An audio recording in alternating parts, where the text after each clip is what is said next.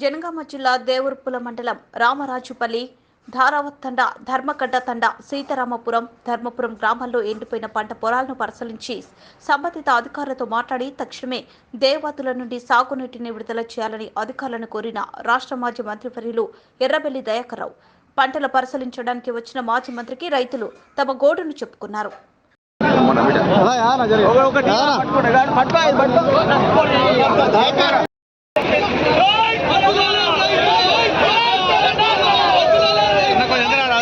Okay, జై తెలంగాణ, రైతుల ఐక్యత, రైతుల ఐక్యత, జై జవాన్, జై జవాన్.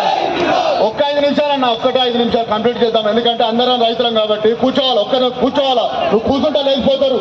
5 నిమిషాలు కూర్చో, కంప్లీట్ చేస్తానా? కూర్చోవాలి. 5 నిమిషాలు ఒక్కబట్టండి, 5 నిమిషాలు ఒక్కబట్టండి.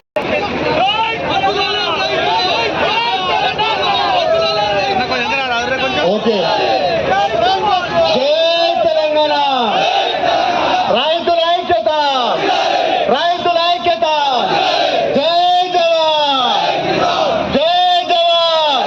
ఒకటే మనందరికీ తెలుసు, కాపాడుకోవడానికి లేకపోతే ఫోటోలకు పోజులు చేయడానికి రివ్యూలు చేయకుండా బయట తిరగడానికే సరిపోతుంది. ప్రజాప్రతినిధులకి ముఖ్యంగా చెప్పేది ఏంటంటే, అసలు ఏ కాలువ నవాపేట నుంచి